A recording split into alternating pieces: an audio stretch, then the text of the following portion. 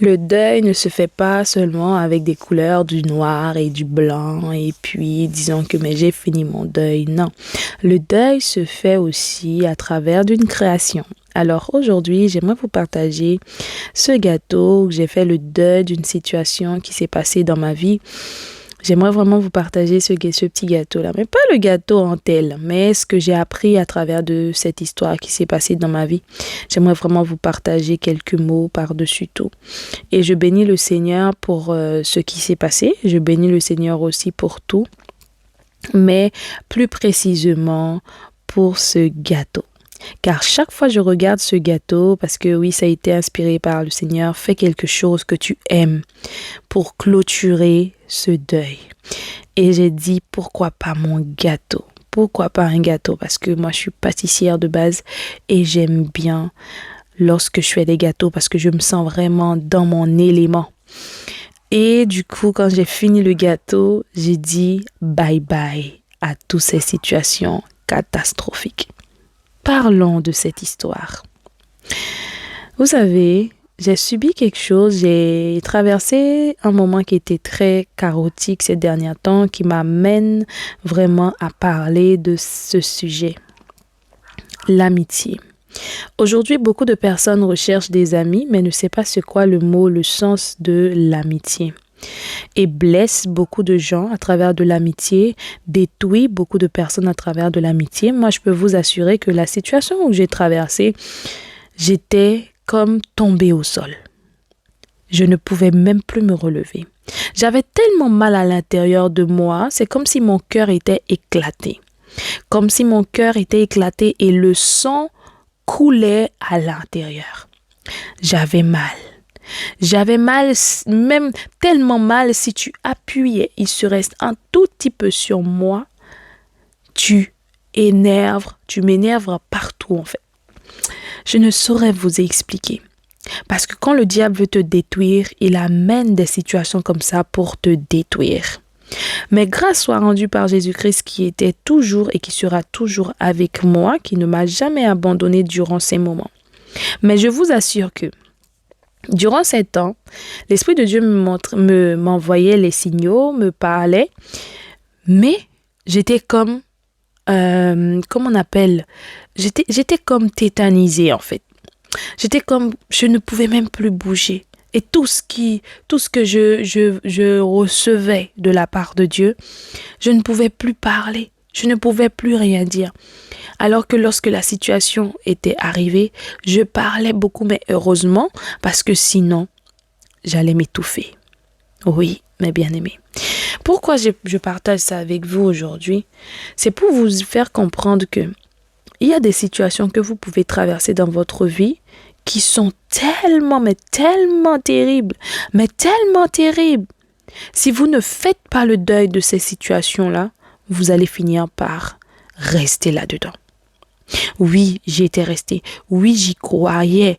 Et j'étais même rentrée dans une étape qu'on appelle le déni.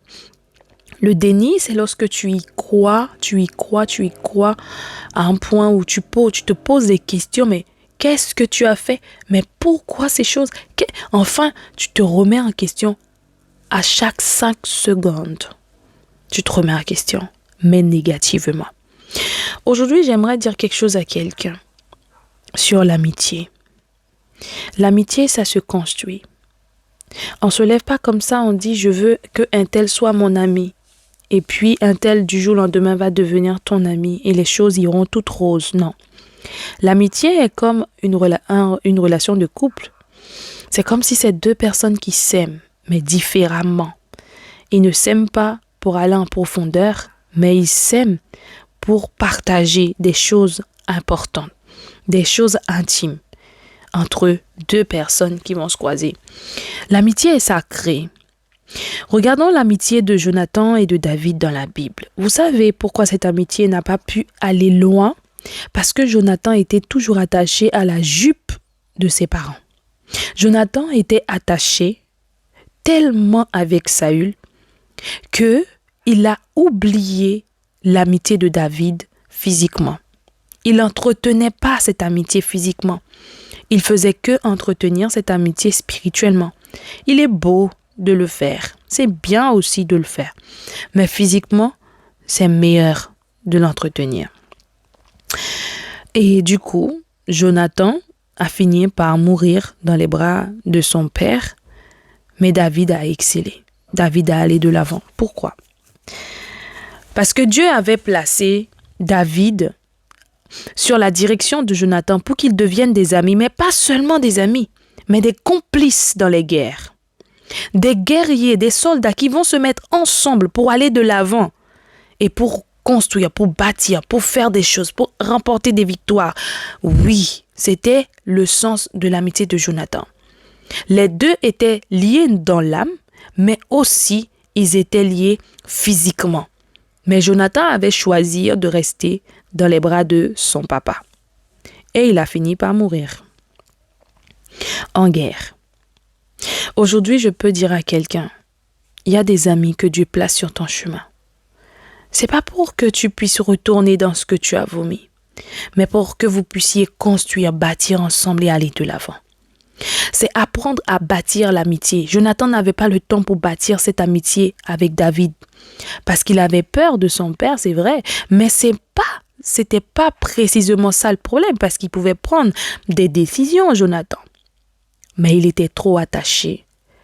Il était trop attaché à son père. Ça n'a pas pu coller. Prenons notre exemple dans la Bible d'une amitié qui a été tellement merveilleuse, mais qui a eu l'impact et la victoire. L'amitié de Ruth et de Naomi. Ruth n'était pas seulement la belle-fille de Naomi. Ruth avait considéré Naomi comme une amie. Vous le voyez, même quand Naomi avait perdu son mari, Ruth avait perdu son mari, Naomi avait perdu son fils.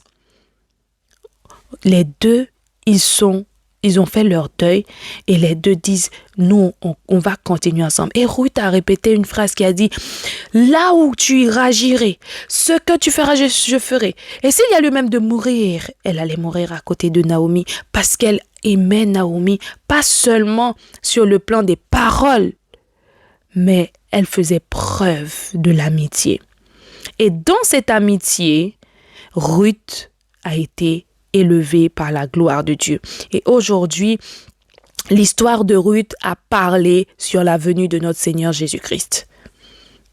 Parce que Ruth a su bâtir l'amitié. Ruth a su accepter l'amitié. Ruth a su donner la force à l'amitié.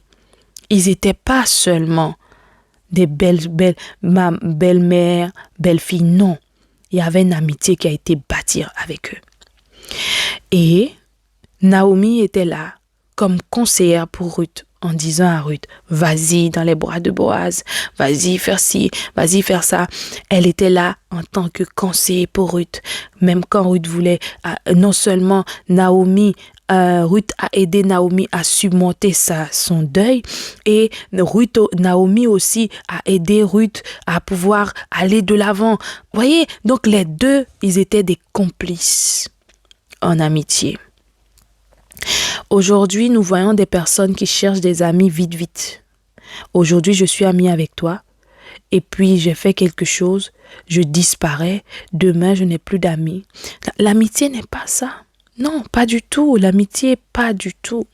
Aujourd'hui, je suis amie avec toi, je cherche un ami avec toi. Dès que je vois que tu as un petit défaut, je vois tes défauts là, je crée des situations pour détacher, pour faire des choses pour que... Non, l'amitié, non. L'amitié est large. L'amitié est profonde. L'amitié est très sacrée. On ne fait pas l'amitié à n'importe qui. J'ai dit merci au Seigneur parce que j'ai pu me relever. Et j'espère que pour toi, si tu traverses un moment difficile dans ta vie, que le Seigneur te donne la force de te relever. Et toute situation que tu traverses dans ta vie, savoir qu'il faut faire le deuil de cette situation. Parce que si tu ne fais pas le deuil de cette situation, surtout si la situation a été chaotique, t'as fait très mal, comme dans mon cas, moi, ça m'a déchiré le cœur, ça m'a percé dans l'âme, ça m'a détruit à l'intérieur.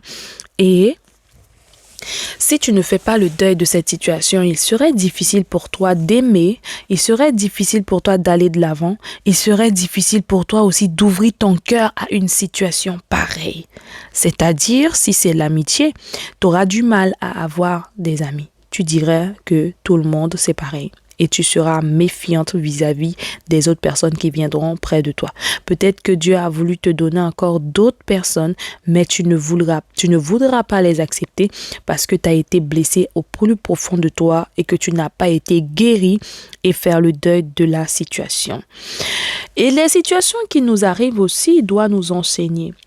Et durant cet enseignement, nous devons les garder, les mettre en pratique. Parce qu'il y a des choses que vous devriez apprendre durant ces situations qui sont bons pour vous pour la suite de votre vie. Il y a des choses qu'il faut enlever. Il y a des choses qu'il faut prendre des conseils. C'est-à-dire qu'il y a des situations qui vous arrivent, qui vous amènent des conseils qu'il faut accepter pour avancer. C'est pour cela qu'il est important de faire le deuil de la situation. Fallait me voir durant ces épreuves. Je sentais que mon esprit était stérile. Ma tête était stérile. Je ne pouvais plus bouger. J'étais comme quelqu'un qui était très tétanisé, mais à l'intérieur, à l'extérieur, partout. J'ouvrais mon cœur, je riais, mais quand je ris, j'avais mal. Lorsque je commence à rigoler, j'avais mal à l'intérieur. Je rigole un peu, je sens les larmes qui coulaient. Oui. J'avais trop mal. Mais Dieu est un Dieu de grâce et de bonté. Je vous assure que même quand l'Esprit de Dieu me montrait des choses qui devraient arriver, je ne pouvais plus parler, j'étais tétanisée. Parce que je me sentais stérilisée, je ne sais pas comment vous dire à l'intérieur. Je ne pouvais plus parler. Et oui, c'est pour cela qu'aujourd'hui, vous voyez quelqu'un. Demain, la personne n'y est plus.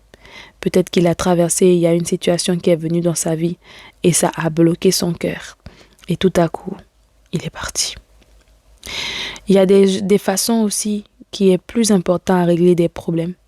Au lieu de régler des problèmes en cachant les choses, en bloquant les choses, parler. Ce qui a fait ma force durant tous ces moments, c'est que j'ai pu parler. Je ne gardais pas les choses dans mon cœur. Je parlais. Je disais ce qui me faisait mal. Je disais ce que je n'ai pas aimé. Dans l'expression où c'est-à-dire que la façon où je m'exprimais comme je pouvais m'exprimer. Même quand tu me jugeais, c'est pas mon problème. Le plus important, c'est que je dois aller bien. Ce que tu diras, ça n'a aucun effet, mais je dois aller bien. Alors aujourd'hui, je ne sais pas si tu traverses par un moment qui est très douloureux. Le silence, c'est une âme qui est très puissante, mais il faut savoir l'utiliser. Si tu ne sais pas utiliser le silence peut te détruire au lieu de te construire. Alors aujourd'hui, vraiment, savoir utiliser le silence, c'est très important. On n'utilise pas le silence dans une situation où tu vas mal et tu fermes la bouche, tu dis « je fais silence ». Non. Si c'est l'Esprit de Dieu qui te pousse à faire silence, je suis d'accord avec toi. Mais si c'est pas l'Esprit de Dieu, tu sens que tu as envie de parler, de communiquer ta douleur, ce que tu ressens, communique. Parce que sinon, tu te détruiras et tu te feras du mal. Je vous aime très fort. Et j'aimerais vous dire, prenez soin de vous. Aimez les amitiés. Mais prenez soin de vos amitiés. L'amitié, ça se construit, ça se bâtit.